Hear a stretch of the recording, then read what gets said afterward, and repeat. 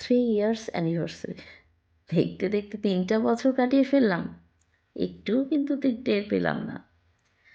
Hello friends, welcome to my channel, welcome to my new blog. আজকে হচ্ছে 25শে ফেব্রুয়ারি, 2025 সাল চলছে। অনেকটা বছর চলে গেল, অর্থাৎ আমার কাছে এই 3 বছর কিন্তু অনেক মনে হচ্ছে। সোশ্যালি আমাদের ম্যারিড লাইফের 3 বছর আমরা একসঙ্গে কাটিয়ে দিলাম।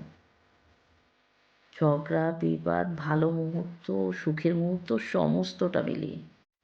যাই হোক, আজকের দিনটা কিন্তু আমাদের দুজনার দিন। আমরা দুজন এতটাই ব্যস্ত থাকি যে খুব একটা সময় দেয়া হয়ে ওঠে না।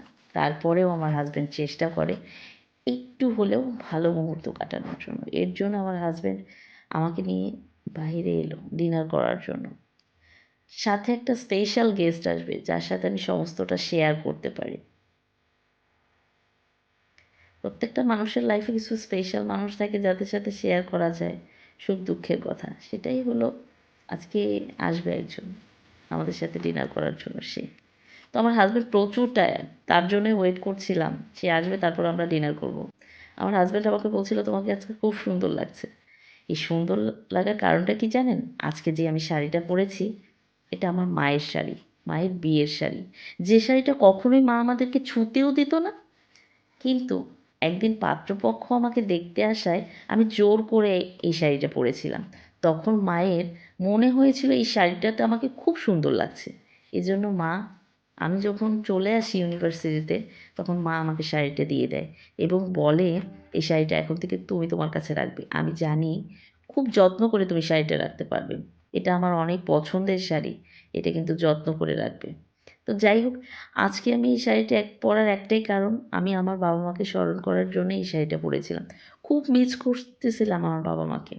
তো যাই হোক, এই শাড়িটা আমার কাছে খুবই প্রিয় এবং পছন্দের শাড়ি। আপনারাই বলবেন কেমন লাগছে এই শাড়িটাতে আমাকে। মাকে যখন এই শাড়িটা পরে আমি ছবি পাঠিয়ে দিলাম, মা খুব খুশি হয়েছিল। তো যাই হোক, আমি আর আমার হাজব্যান্ড এখানে বসে ওয়েট করছিলাম স্পেশাল গেস্টের জন্য। এই মুহূর্তে আমার সাথে আমার বর কী গল্প করবে, বসে অফিসের কাজ করছে। দেখুন, আমি তখন দেখছি ও কী করছে। তার এই ব্যস্ততা দেখে আমার কিন্তু খুব রাগ হচ্ছিল, বাট ভাবলাম এই মুহূর্তটা একটু ক্যাপচার করে রাখি যেন মাঝে মধ্যে রাগাতে পারি। তাকে এইভাবে বিরক্ত করছিলাম বলে সে একটু রেগেও যাচ্ছিল, পরে রাগ করে ফোনটা কেটে দিল। আর এই হলো আমাদের অ্যানিভার্সারি কেক, যেটা আমার হাজব্যান্ড এনেছে, রেড ভেলভেট, যেটা আমার খুবই পছন্দের। আজকে যেসব আইটেম থাকবে, অর্থাৎ ডিনারে যা যা থাকবে, আজকে যা যা করবো পুরোটাই হচ্ছে আমার বরের পছন্দের। কেন জানেন? তার কারণ হচ্ছে এগুলো আমার পছন্দ। তো যাই হোক, গেস্ট অলরেডি চলে এসেছে। এখন গেস্ট হচ্ছে ক্যামেরাম্যান। সে ক্যামেরার পেছনে আমাদের ছবি তুলছে, আর আমরা এই যে কেক কাটা শেষ। এখন এর মধ্যে কিন্তু খাবারও অর্ডার করেছি দুজন। খাবারটা অর্ডার করা হয়েছে আমার পছন্দের। আজকের খাবারে থাকছে বিরিয়ানি, হায়দ্রাবাদি বিরিয়ানি। আমরা বুঝতেও পারিনি এতটা কোয়ান্টিটি থাকবে। 3টি জাম্বো সাইজের মাটির হাঁড়ি, এত পরিমাণে বেশি যে 3জন খেয়েই শেষ করতে পারছিলাম না। একটা খেয়েছি আর 2 নম্বর হাঁড়ির অর্ধেকটা খেয়েছি, বাকিটা রয়ে গিয়েছে, এটা প্যাক করে নিয়ে গেলাম। তো যাই হোক, আমি বারবার দেখে খুব খুশি হচ্ছিলাম দেখে আমার হাজব্যান্ড বলল এটা তো তোমার খুব পছন্দের, খেয়ে দেখো কেমন লাগে।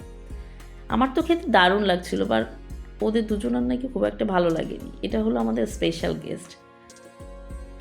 আচমকায় তার ভিডিওটা করে ফেললাম। সে খুব একটা ছবি বা ভিডিও করতে রাজি থাকে না, অপ্রস্তুত হয়ে যায়। তো যাই হোক, বারবার আমার হাজব্যান্ড হাঁড়িটা দেখানোর কারণ হচ্ছে আমি বিরিয়ানি লাভার, যেহেতু আমাকে বলছে হাঁড়িতে একটু পড়ে আছে সেটাও খেয়ে ফেলো, নষ্ট করার কোনো দরকার নাই।